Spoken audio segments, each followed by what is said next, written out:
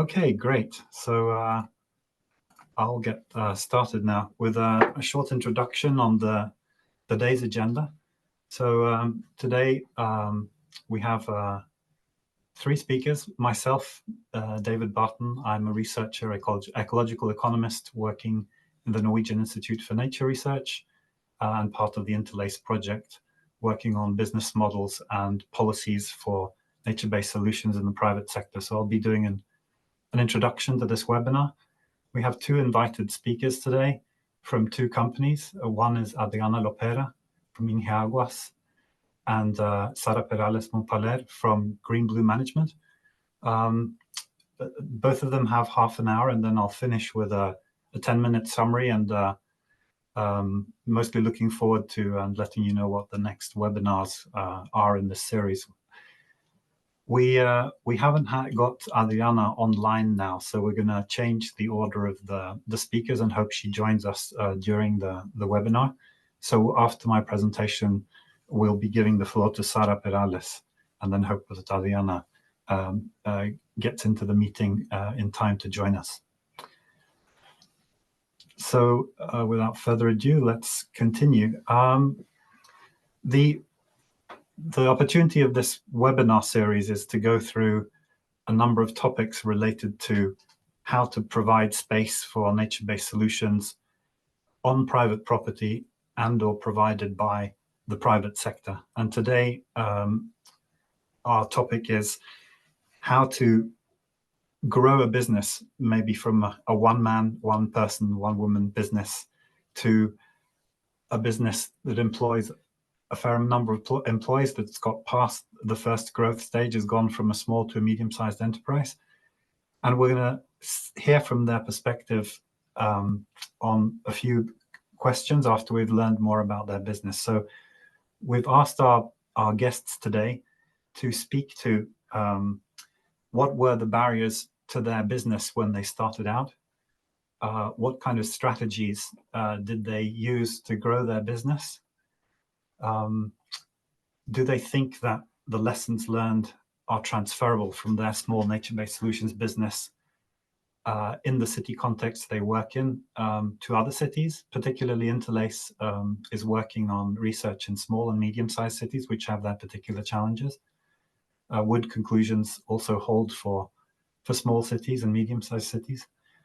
What advice do our speakers have regarding what local and national governments can do to create a favorable policy environment? And what are the future policies looking into the glass, looking into the future to overcome barriers that currently exist? So I'll just introduce these topics briefly so that you get a feel for the webinar, and also you as guests, as participants, that you can start thinking about questions you'd like to ask the speakers.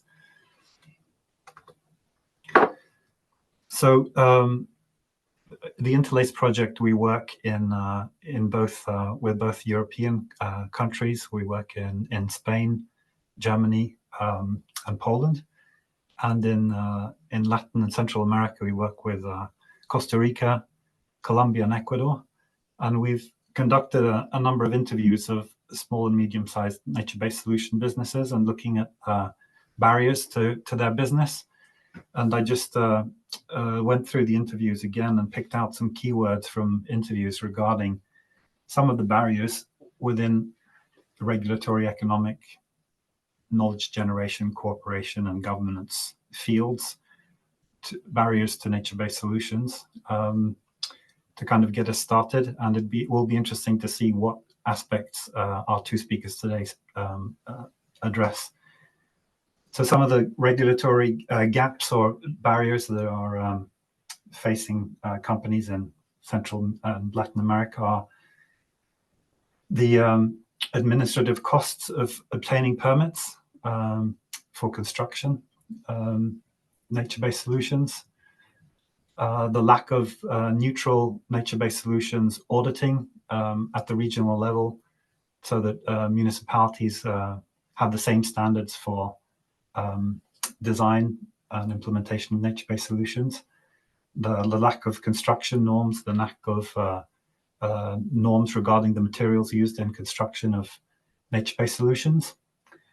Regarding economic gaps faced by small companies in this market in Latin America, the burden of labor costs and social charges, the problem of informal labor markets in some of the companies, the lack of access to credit instruments for participating in bigger projects or for clients to design bigger projects. In some cases, the low transparency regarding how funding comes about and the tendering process, and the lack of innovation incentives, for example, in terms of architecture and design prizes. If we look on the knowledge system side, interviewees mention knowledge gaps in regards to technical standards for nature-based solutions, lack of access to certification, private certification schemes that would increase their competitiveness. Again, the lack of tender transparency in the process, the lack of university and professional programs in nature-based solutions, lack of cultural norms or practices in the traditional construction industry, and then lack of common language within planning that will engage nature-based solutions.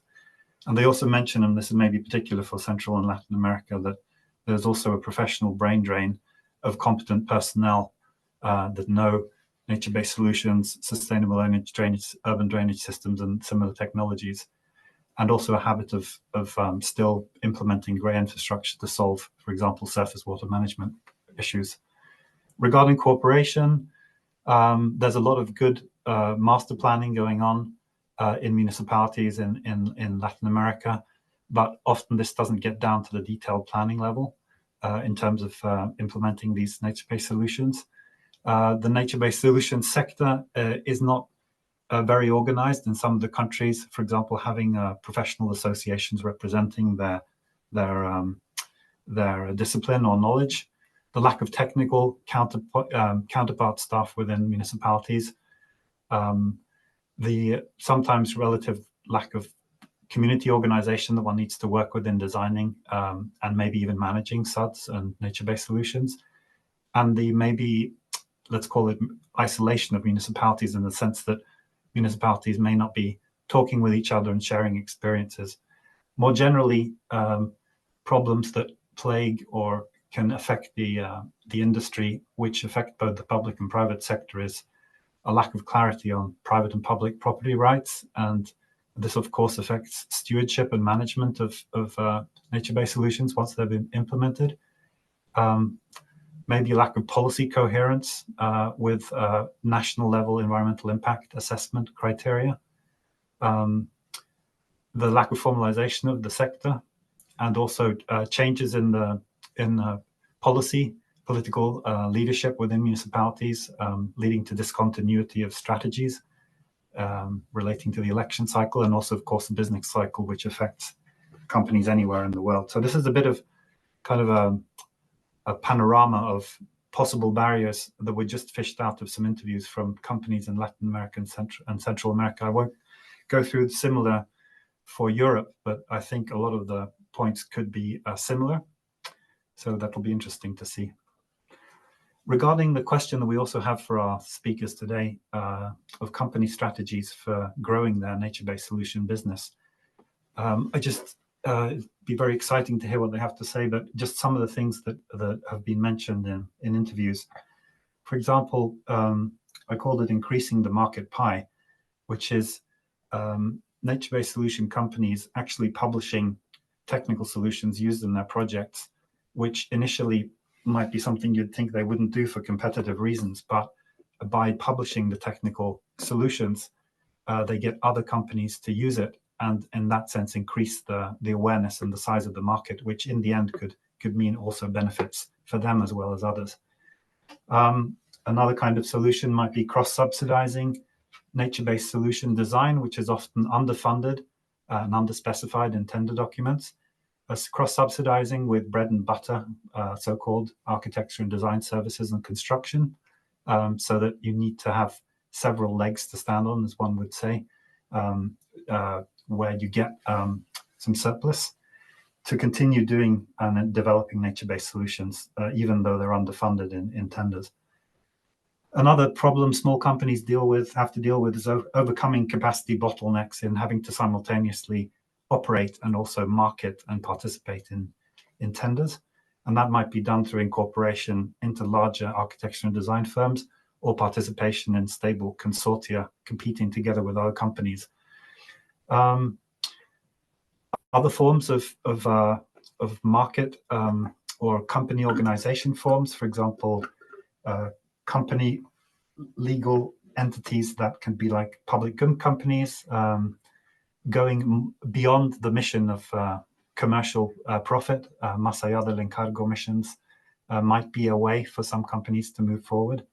And of course, collaborating with academia through masterclasses and collaboration in developing methods through joint laboratories, for example. All of these ways help create value and help grow the business, and may come up as in our interviews, or sorry, in our presentations today.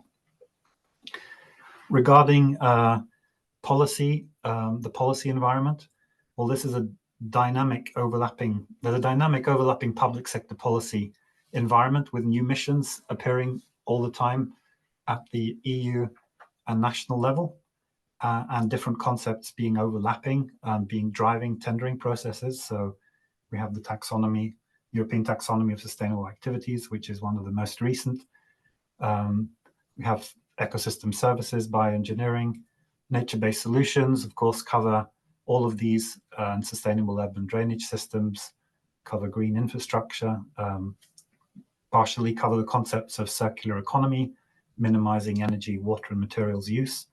And so companies also have to deal with the changing, let's say, keyword headline environment of policy institutions, and have to rebrand and remarket their technologies within these different missions.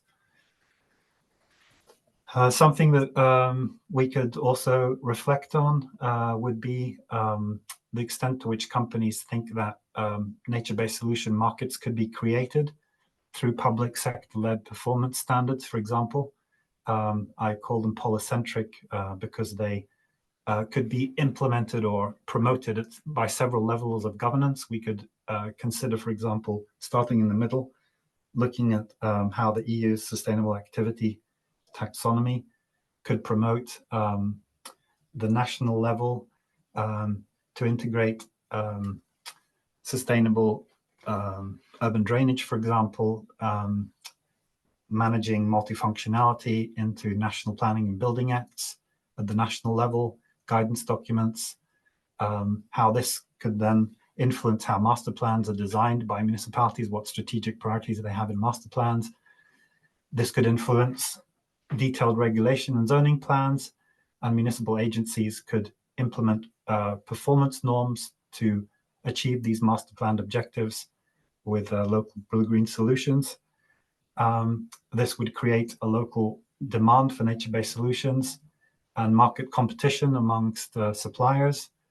This would create also an environment for private certification systems for nature-based solutions, which again would be promoted by EU level as well,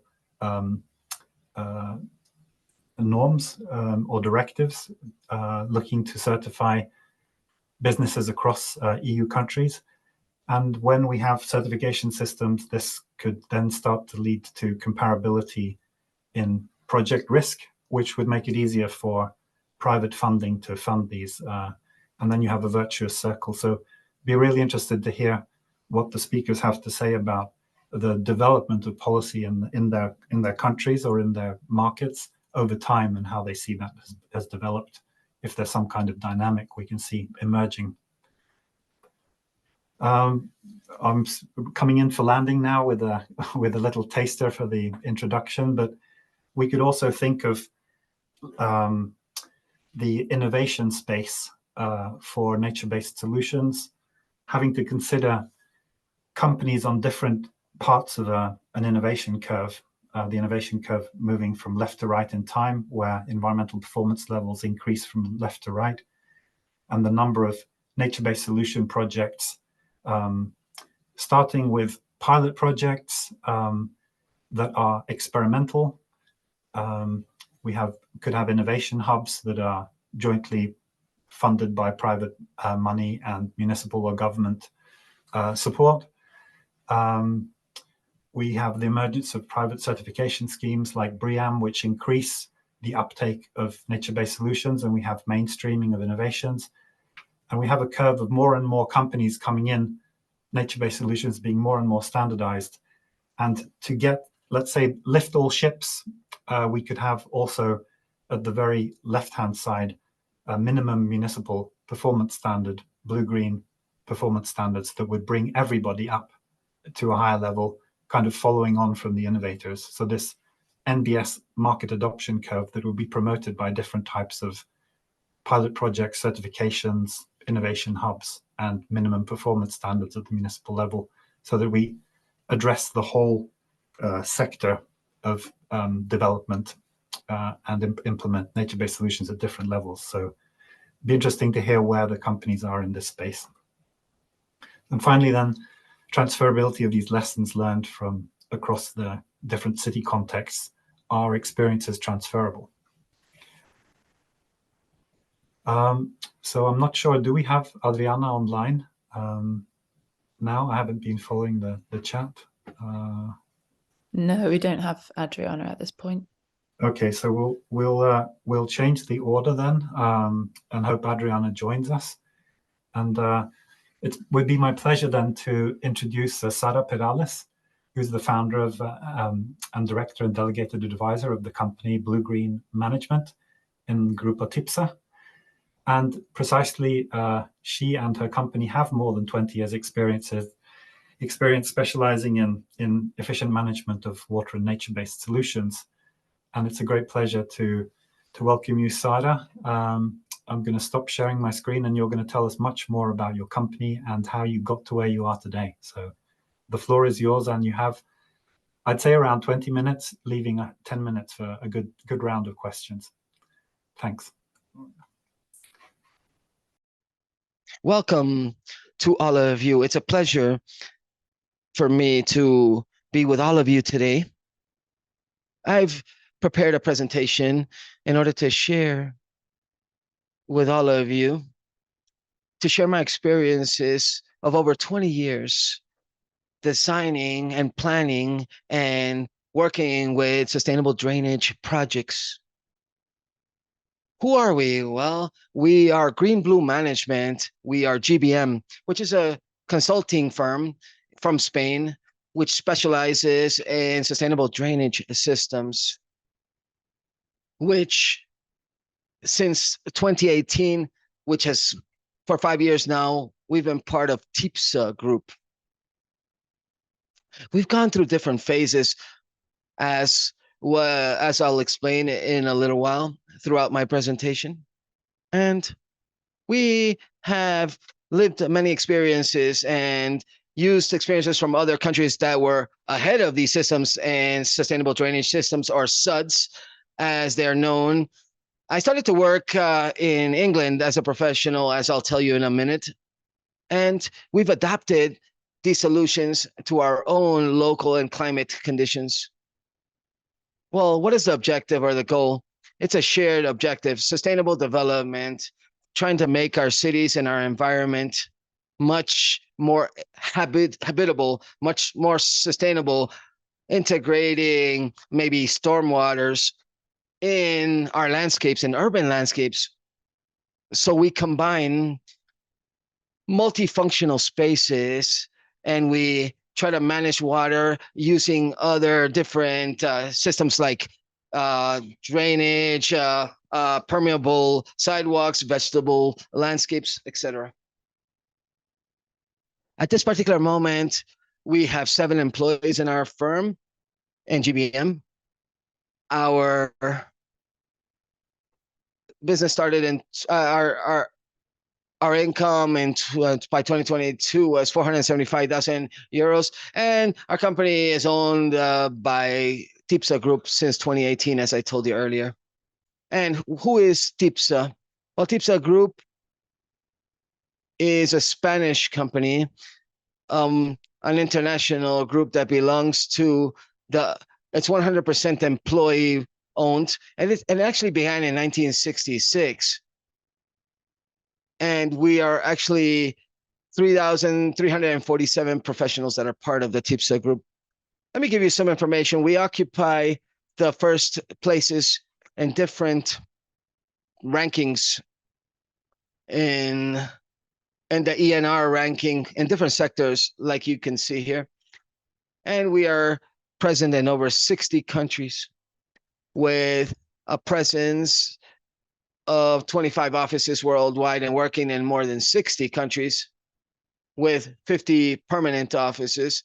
18 of these offices are located in Spain, but as you can see, we're located in Australia, we're located in India, in many countries in the Southern Cone, and also in USA. In fact, our business numbers, 81% of the projects that we execute are executed outside of Spain, in fact, where the numbers are in Spain is 19%. So we offer engineering services in every phase, from the preliminary studies, feasibility studies, planning, all the way up to construction projects. And we also supervise construction projects, and we help manage infrastructure as well. We also offer other consulting services as well, varied consulting services. We're also signatory members of the UN Global Compact since 2018. And amongst the best practices that are recognized, the best sustainability practice, we have the acquisition of TIPSA Group of Green Blue Management. The company that I continue to manage, we're one of the companies that is part of the group. We have our own projects that we perform independently. However, we also share and support all the different TIPSA project groups from the main headquarters in many parts of the world. And this is a general vision of who we are. And now I am going to tell you a little bit about the transition and the voyage that has taken us over 20 years in order to get to where we are today. Well, everything began when I was finishing my career, my university. I decided that, well, I was working in a city near Valencia in a consulting firm, and I wanted to go out. This was 2001 back then, and there was a lot of work in Spain at that time. However, I still decided that I wanted to go abroad to a different country and to practice my English. And that led me to move with the Erasmus program, an exchange program from a university, and I went to Manchester in the United Kingdom. Once I finished my studies, I began to work in Manchester with a consulting firm, an international consulting firm called Sinclair Knights Merce, which is now part of the Jacobs Group. And if we're speaking about over 20 years ago, we're talking about 2002 to 2004. That's when I was part of SKM in their Manchester offices. So in that time, we were already beginning to enter into the project consulting phase and the planning phases that had to incorporate sustainable drainage systems that in other parts of the world are known as green infrastructure, low impact development, LID, best management practices, water sensitive urban design. I'm certain that many of you may have heard one of these terms at least. So as I said, it was back in these years when I was working in the Milton Keynes project that had many restrictions in terms of stormwater drainage systems, and we were constructing different types of sustainable drainage systems incorporated within the landscape. And therefore, I was one of the engineers that was completely dedicated to this specific topic. So I began to read all the different manuals from Syria that were published about sustainable drainage systems using actual specific design tools like micro drainage and info drainage, which we will present. And back then I started to work on this specific topic. Then I actually moved to New Zealand with the same company, with SKM. I was working in Wellington for 2 years, which is a fantastic country, New Zealand. For those of you that have never been there, if you have the fortune to have been there, it's truly a splendid country. And if you have never been there, I invite you to go. And I spent 2 years in New Zealand. And in 2006, I decided that the time had come to go back home. And well, I left everything behind and I came back to Spain. I didn't have too clear what I was going to do, but in the year 2006, and I just remembering what happened at that moment, there was the real estate boom back then. There was work for everybody, wherever you wanted to. And we were not, nobody was ever worried about what I was going to do back when I came back to Spain. There was plenty of work. Well, this is an article when I came out in the press. I was interviewed in a newspaper, local newspaper, because at that moment, there was not too many people that went abroad like I did. So like many colleagues had to do later on. And I came back to Spain in 2006. And before finding work, I first tried to find out what was happening in the country. And that's when I realized that none of the large consulting firms, none of the international consulting firms, not even the universities, were speaking about sustainable drainage, or at least in the majority of the universities. I only found a slight reference to one congress that was happening in the universities of Canterbury in the north of Spain, where professionals came, especially from the United Kingdom, to speak about sustainable drainage systems. So I started to contact them, and they invited me to participate in those conferences as well. And that's where I decided that this sustainable drainage topic that was completely unknown in Spain, it was a niche or a field that we had to explore. And I believe that I was able to do this. I had never actually thought about in the past about creating a company. However, I saw this opportunity and I just jumped in the water. First, as an independent professional, then I created the company, which we called PME Engineering, which became Green Blue Management. And then we began with the first projects in 2006 in Barcelona, where there's an architect that I want to mention his name, Roberto Soto, that worked for the Municipal Urban Institute. And we can say that he's one of the champions that exists in Spain promoting these systems. I think it's very important as one of the first points to reflect upon. Finding these people is super important in the different institutions that actually support those ideas, that firmly believe in that idea, and that are going to help push this so we can take the necessary steps in order for nature-based solutions such as sustainable drainage systems can actually gain strength within the territories. As I said, that was my first project working with Barcelona in order to try to find or design stormwater drainage systems, where Roberto was already working on these as well as an idea. And from that, many different other projects came out from this. It's important to have the tools, really. The tools in terms of software, that was a big disbursement or a big cost. At that moment, I had to ask for help, ask my family for financial support in order to begin this voyage, this journey, and to be able to buy these software, these tools. In this case, the design software that I used to work in the United Kingdom, and that I learned in the United Kingdom, that allowed me to be efficient in my dimensioning and my designs and adequately design the drainage systems.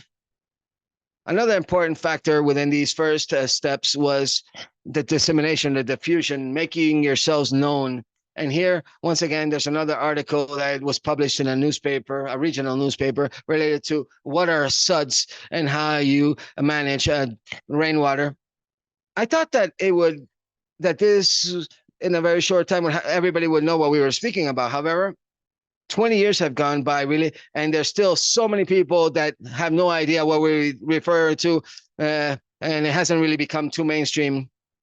It's not what we see in the day-to-day in terms of projects, nor in our urban environments.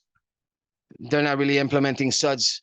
So I think being in this forum, obviously everybody here knows what sustainable urban drainage systems are, as well as nature-based solutions that try to incorporate drain water from the very beginning within our urban landscapes by using different techniques, decantation, filtration, treatments, etc.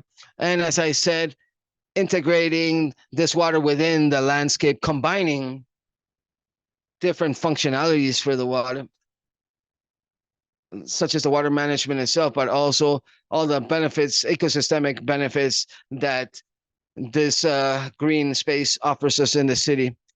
We're talking about vegetable covers or permeable sidewalks, what's below those permeable pavements that allows us to have the water actually filter through the different sidewalks and the different covers. And here's we have some rain gardens, filtration systems, etc. And as I told you, it's very important when we're just beginning this voyage, this journey, to make yourselves known, to push forth and try to be in the major forums like this one, this Water Expo in Zaragoza. This was in 2008. Or participating in different congresses for the International Water Association. And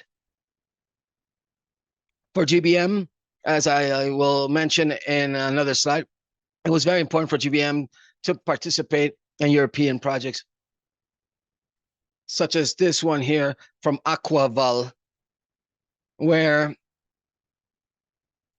we brought different experts from the United Kingdom in order to help us implement sustainable drainage systems within the Valencia community throughout Spain and the European Mediterranean region with their contributions and experiences.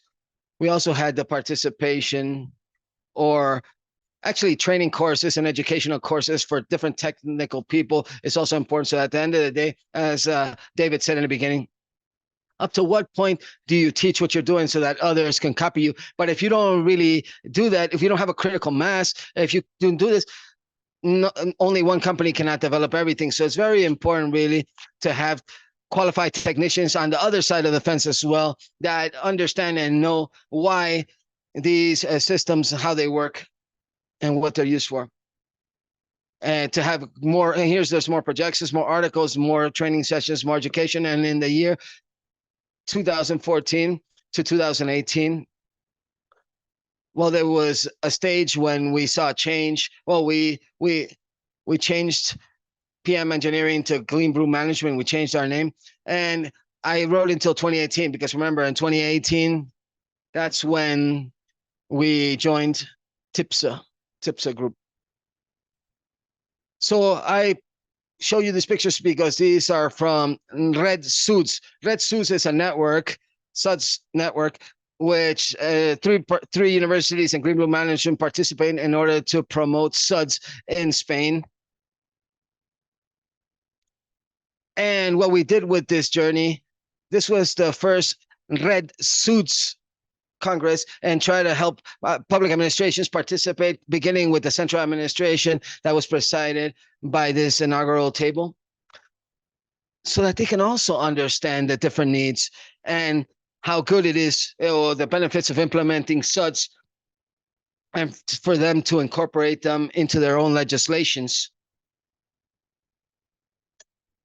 So this role, this duty of speaking with different people in order to promote these SUDS is very important. And this is work that takes quite a lot of time, really.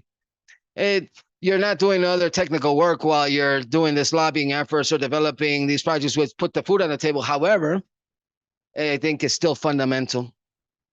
I'm not going to stop here because I see we don't have too much time left. However, well, we've gone through different phases. Well, obviously, we've gone through several important crises throughout our lifespan. I began in 2006, as I told you, in Spain, working as an independent contractor on these issues. In 2007, well, we had our first non-payment. Somebody did not pay their invoice. 2008, we had that global financial crash, and then 2012. And these were really tough times. And what saved us, at least in the case of GBM, was participating in European projects. That's what saved us, precisely to promote employing SUDs within the Mediterranean region. And that actually allowed us to have some work that also allowed us to create different links with different public administrations and different entities in order to promote SUDs. And more specifically, a small little municipality close to Valencia, Guanabasil, with 12,500 inhabitants, thanks to the participation of several different projects working together, we were able to receive the Sustainable Cities Award at a Spain country level in 2015. And I wanted to highlight these different actions related to unifying different groups and getting together with different actors and creating pilot programs that were monitored in order to showcase and demonstrate how efficient these SUDs are, not only for water management purposes, but also for reducing energy consumption, and also to help us reducing heat islands throughout the city. The important that these pilot programs, they need to have information available for people to visualize. It has to be organized, and guided visits to different SUDs as well, from professional technical people as well as students. That's important as well. Field trips to these places to have more participation and keep active in these drainage systems, sustainable drainage systems. And we received this award for all of this.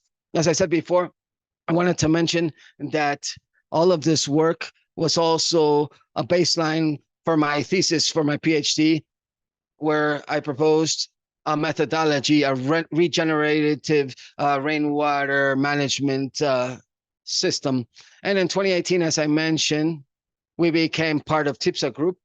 This now has provided a new scenario for us. Now we are playing in the major leagues. Well, we had already participated in important projects such as the expansion of the Castellana all the way to the city of Madrid with Madrid Nueva Norte roads. But in the TIPSA phase now, we are developing more of these strategies. And this allows us to participate in European projects like the British high speed rail, the CS2, or the Riyadh. As I told you, we continue to manage our own projects, not only in terms of infrastructure. Like, for example, we participated in the creation and the design of the permeable parking of the Metropolitan Stadium of Madrid.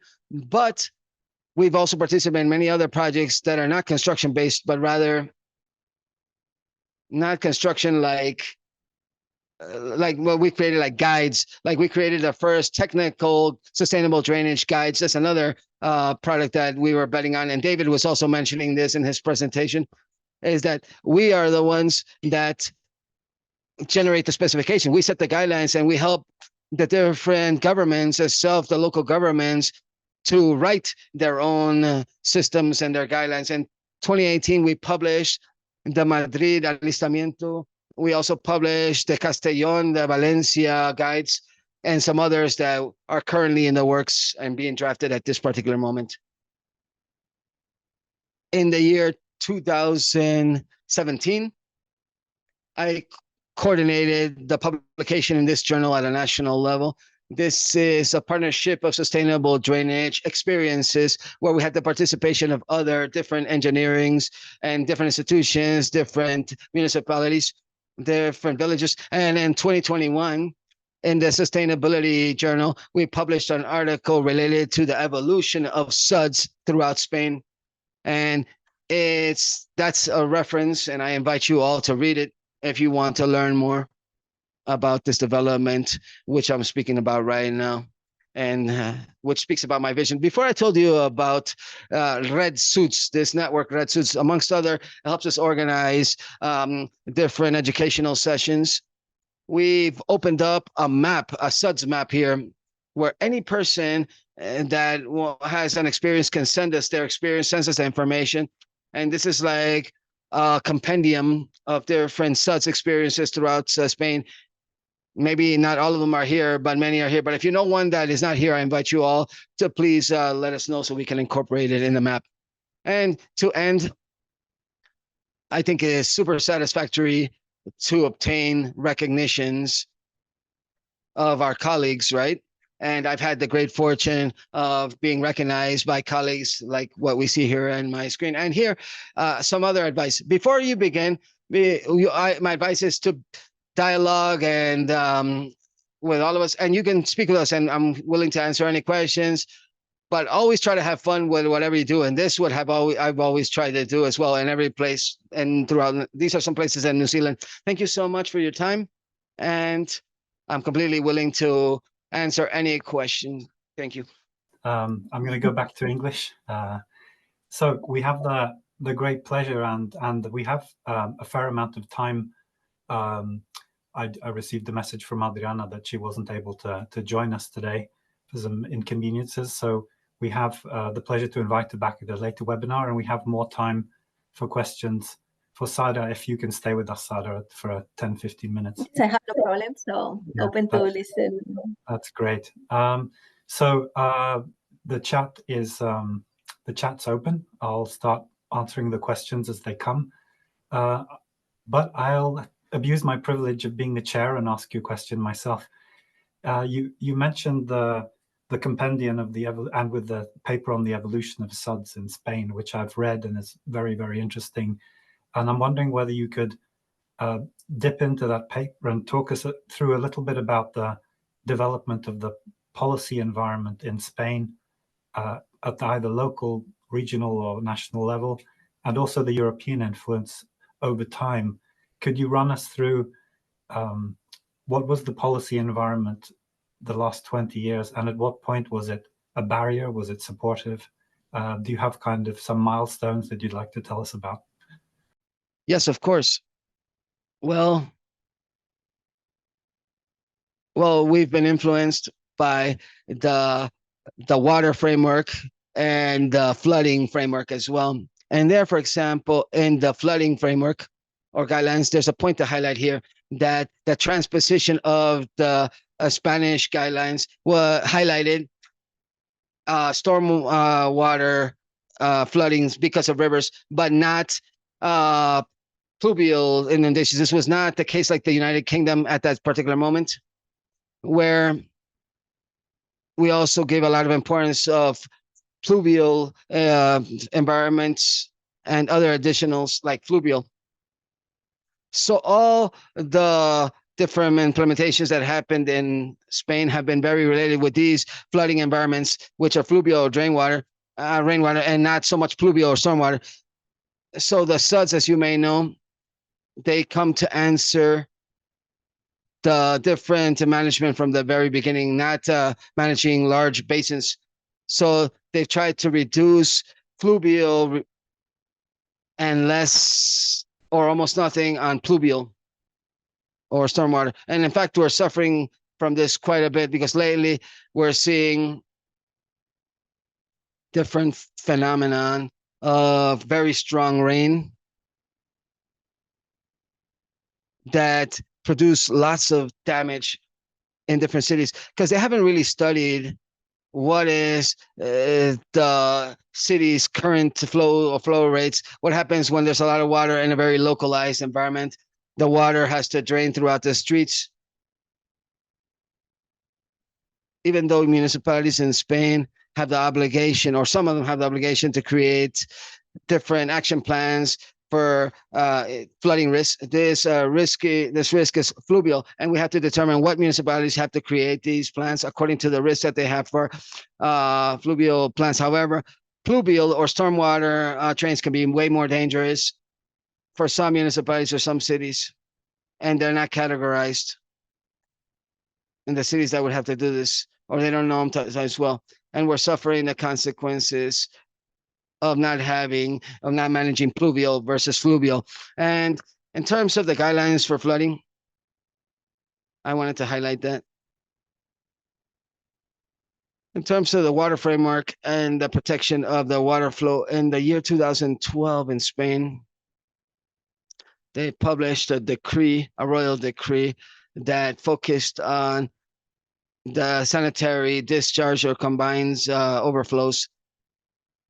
And they said that we had to reduce these and avoid or reduce the entrance of water in the collectors. With the suds, we decreased the water entering the collectors. However, in this royal decree, they had not thought about the suds. They were thinking more, or they had knowledge that the first millimeters of rain, they take with it a lot of contamination. So they were saying that those first millimeters of water had to be captured and led to the filter. If this happens, those millimeters are not going to go into the suds. However, the suds have been conceived and designed specifically not only to manage quantity of water, but to manage quality of water as well. And we select certain suds over others according to their potentials in order to reduce that contamination according to the potential contamination that each space has. However, this royal decree in 2012 did not consider this factor. And they said that those first millimeters, we had to let them to the different cleaning area. So there was a contradiction that the royal decree in 2012 did try to reduce this water that entered the collectors, but on other parts, it did not allow these first millimeters to be able to be managed from its origin with natural cleansing,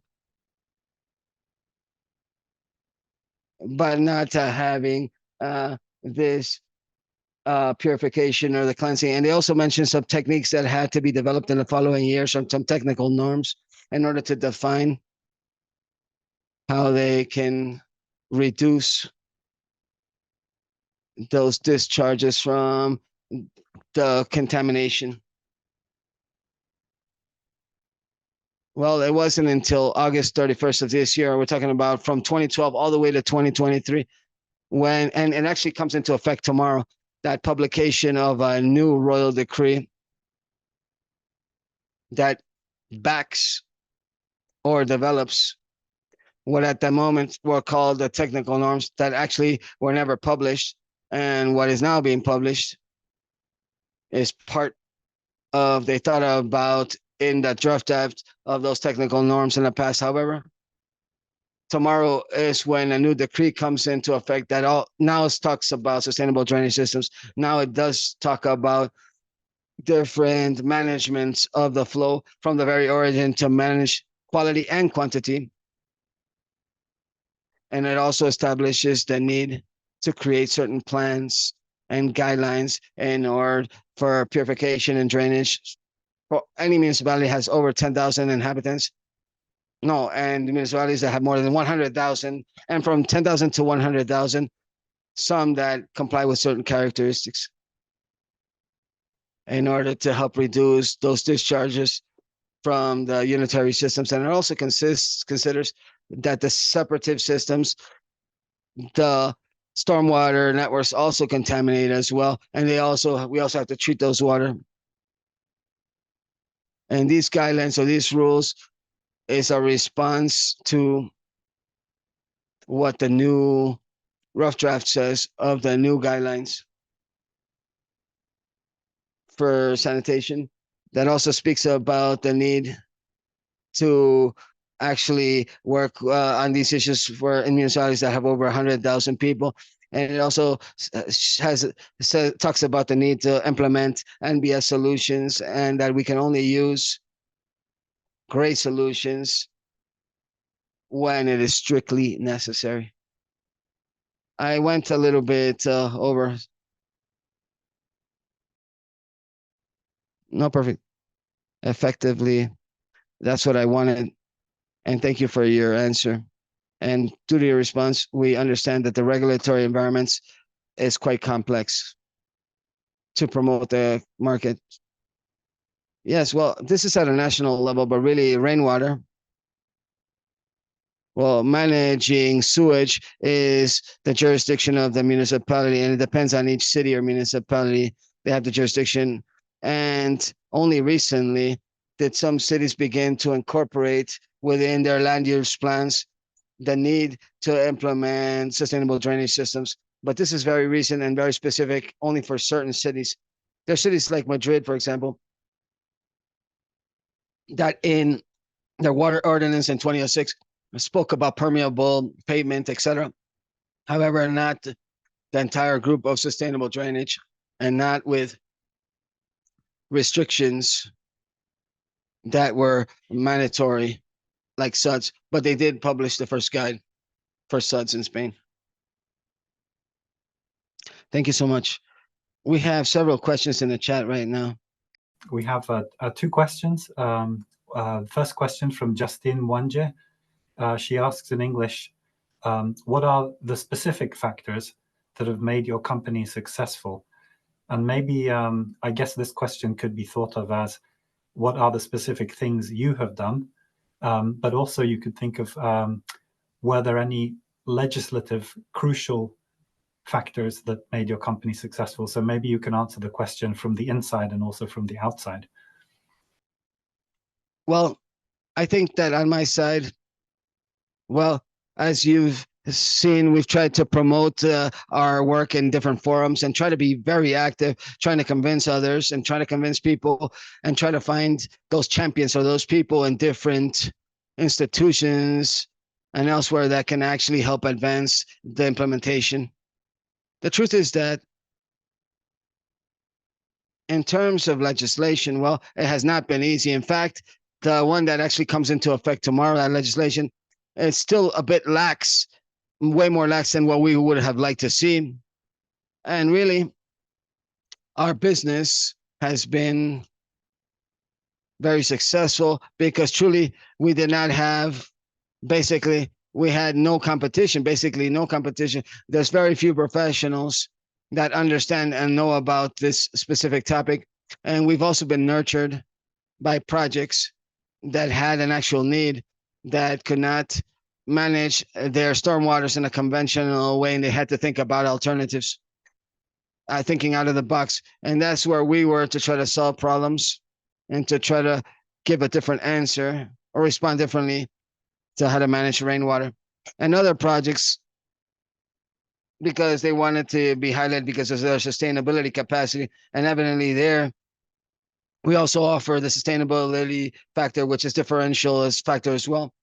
But because of norm or because of obligation, well, that's just too recent. That's very recent. We're just recently having industrial development in the Confederation of the Hucac, which the Confederation is the entity that has to make sure that the water is in a proper state in the Juca River Basin. So we have some strict limits for water dumping, so they can't impermeabilize anything when they want to increase the water flow.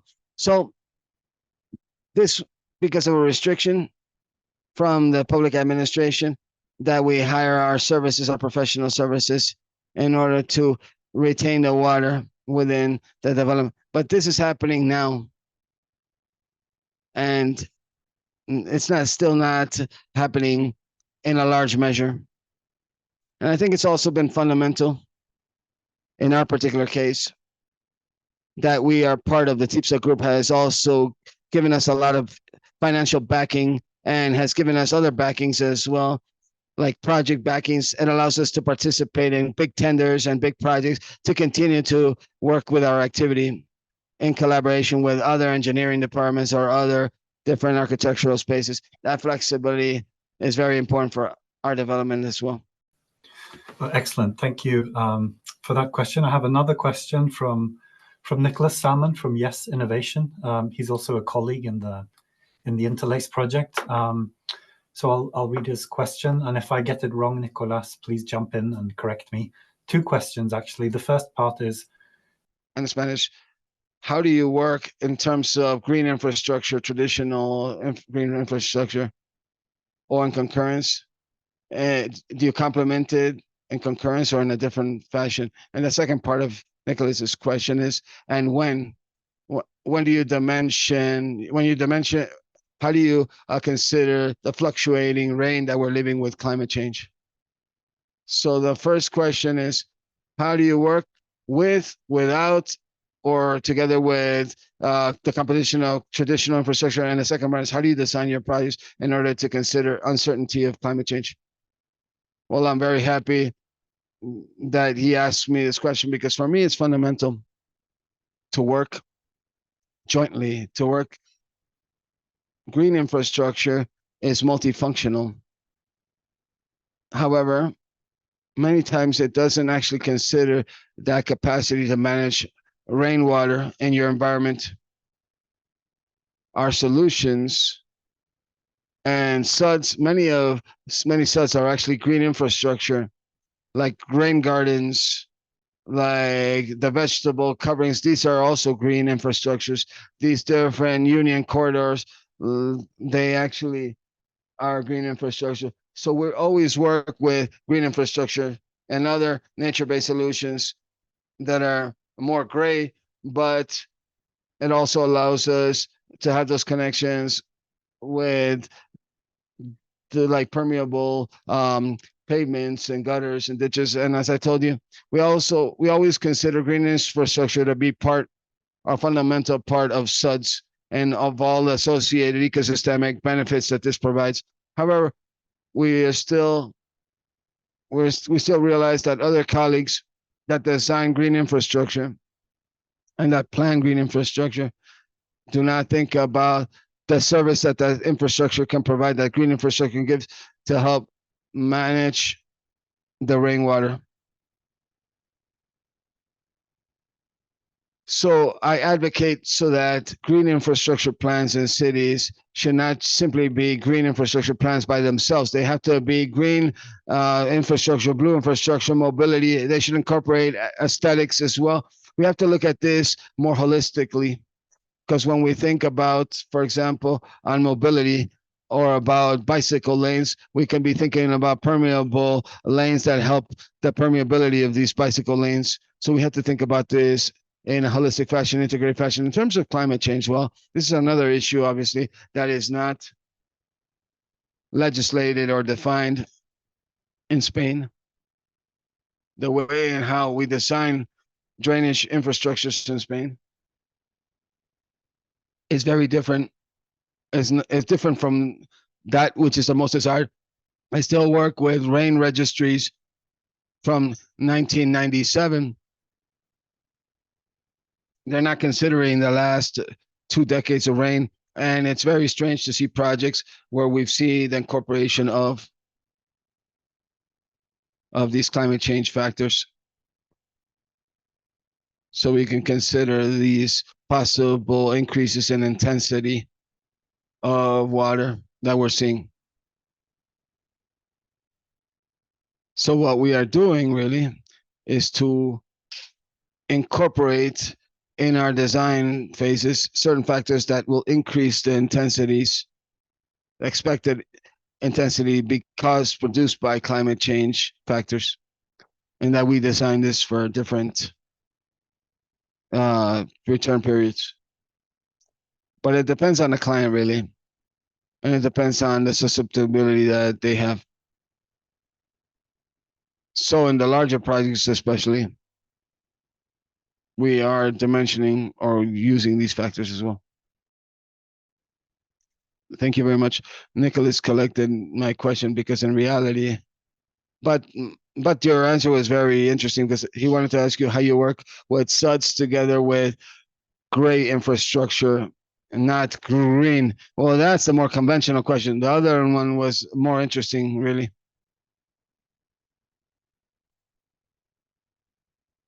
Yes, well, we don't say that we have to undo everything we've done, and we don't have to make everything redo everything again to make it sustainable. Cities already have an infrastructure that has already been constructed, and such work in combination with current gray infrastructure.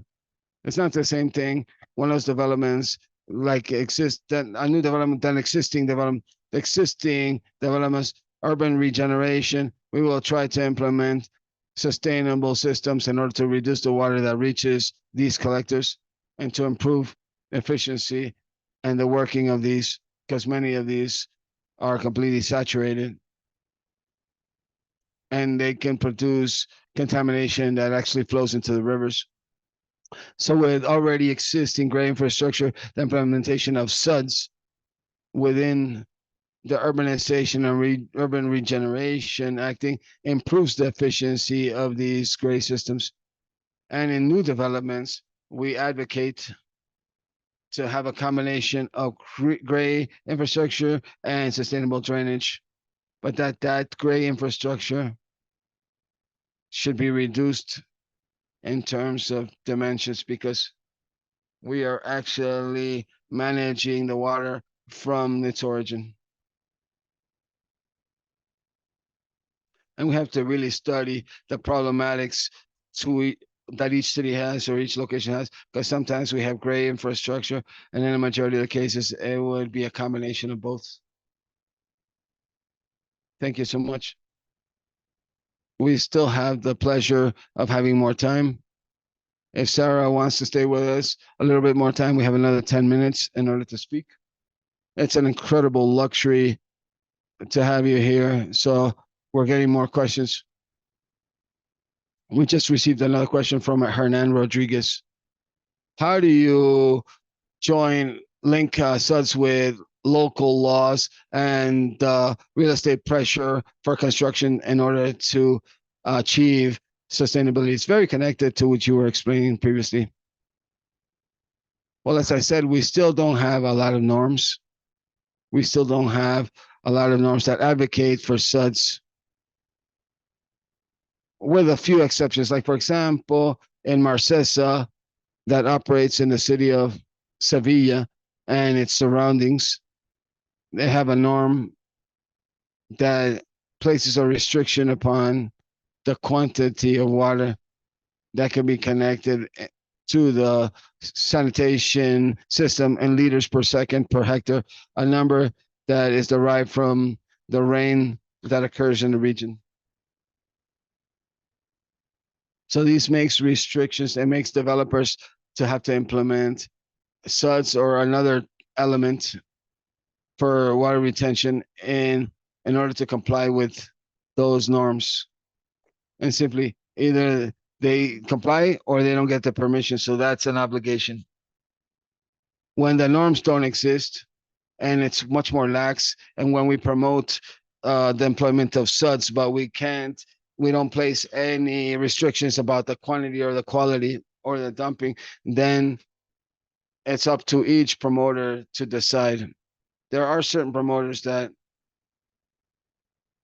do want to have a great image and try to do something truly proper, that is not just something on paper, and they're more interested to incorporate the SUDs, that if it's from the design, it doesn't have to be more expensive. In fact, that it actually can be cheaper managing drain water via integrating SUDs into the landscape, especially if you've considered within planning and the larger green zones, they're placed in longer areas so that those green areas can actually help manage those waters.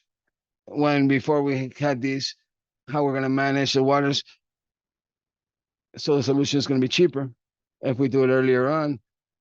And sometimes we get to this point very late because nobody thought about this in the past.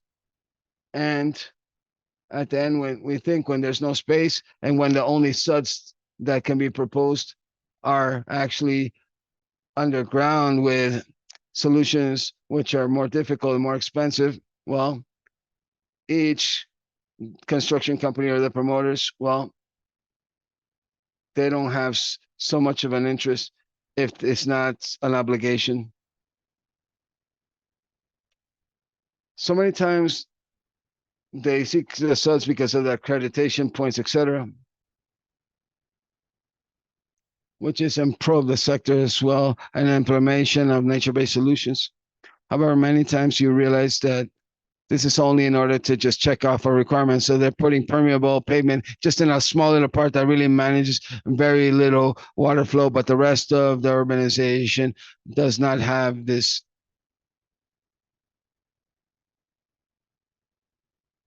So if there is legislation, well, we have to comply with it.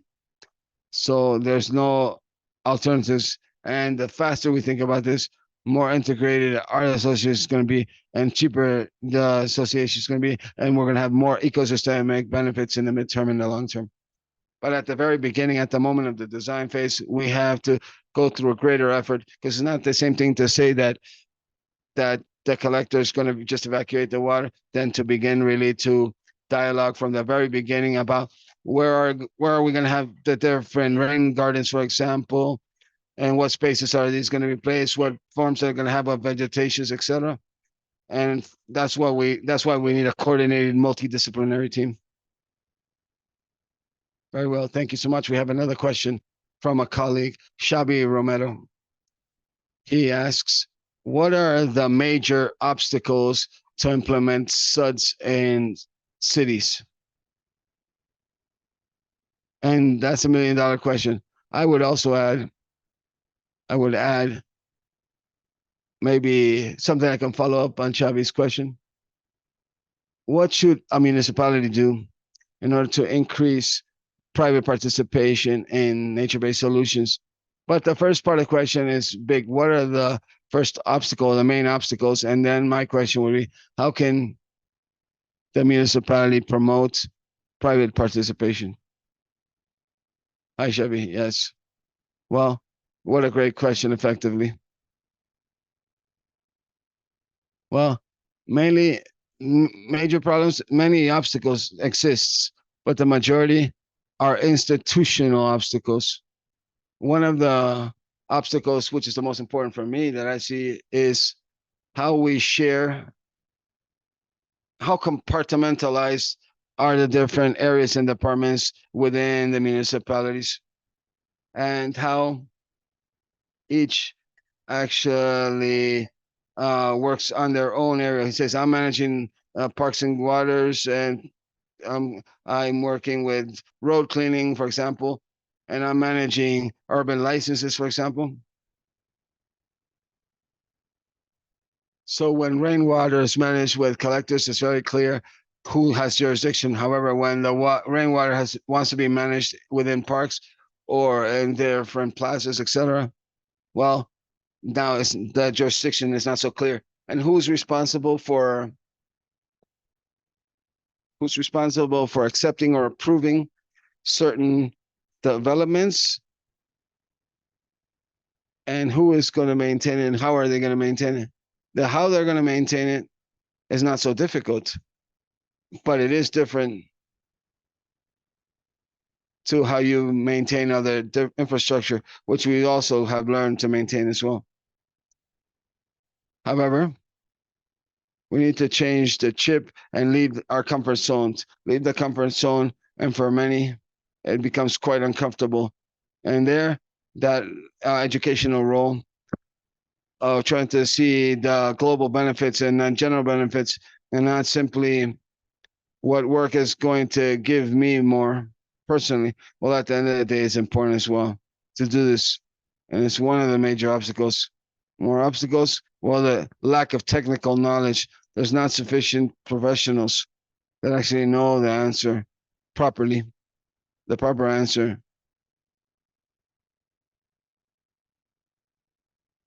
The answer to the problem. And from this, we've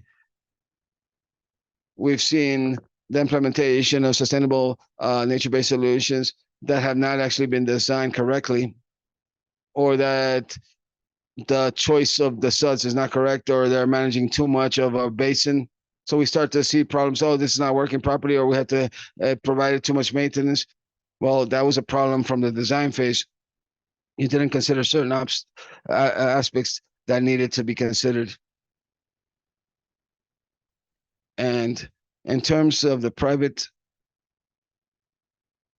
well, I believe it's important that the private party says and sees that if from a very beginning, if we plan from the very beginning with this approach, it shouldn't have to be more expensive. In fact, actually could or should be cheaper.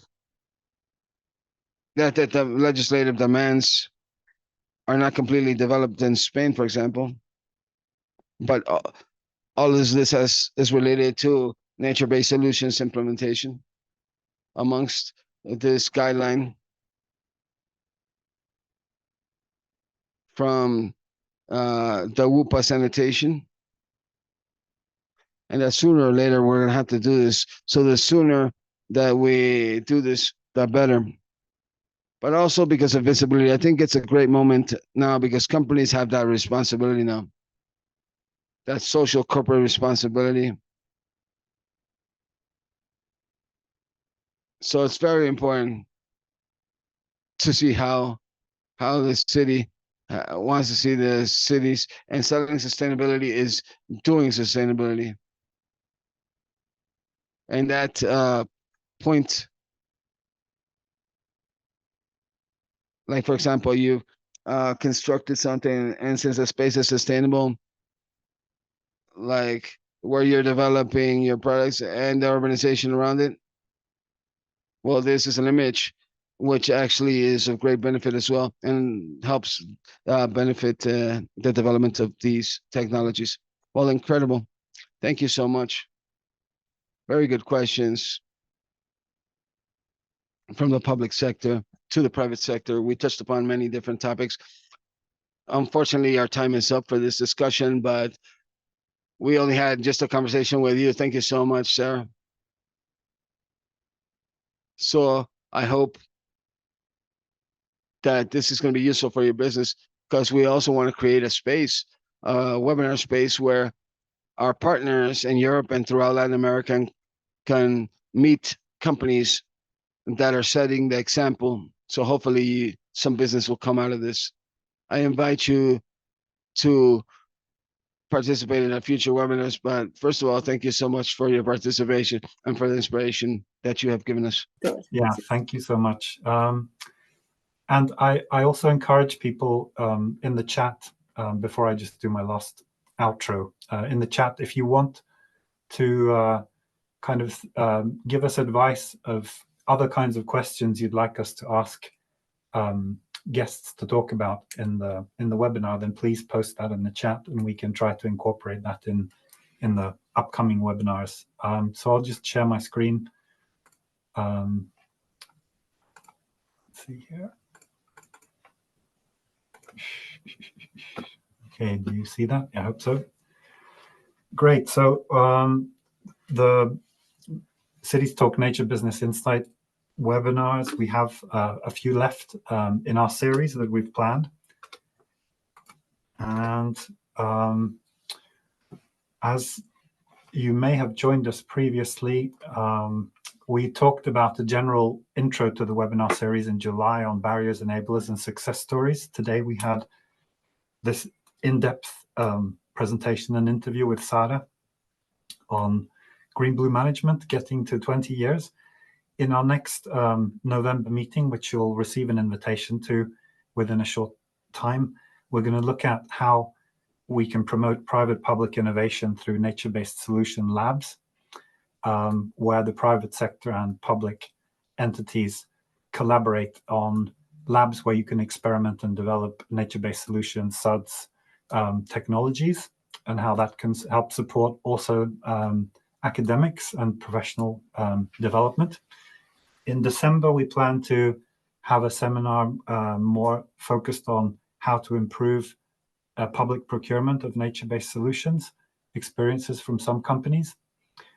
In January, we want to look at the topic of standards and certification, look at some experiences of how that's created local and national markets for nature-based solutions. And in February, we'll have our last meeting, which currently is kind of open, but it'll probably look back at the different kinds of policy advice that our presenters have given us during the webinars regarding how to increase engagement of the private sector and also engagement of private property owners in implementing nature-based solutions. So it was a great pleasure to be with you today. I think I'll just leave it there. I could have gone through the webinar questions in detail, but we're almost nearing the end of our time together. So thank you very much, and I hope to see you again in November. And possibly we'll also have an extraordinary webinar to have another company presentation. So I hope you enjoy your evening or your morning, wherever it may be, and look forward to seeing you back again. So bye-bye.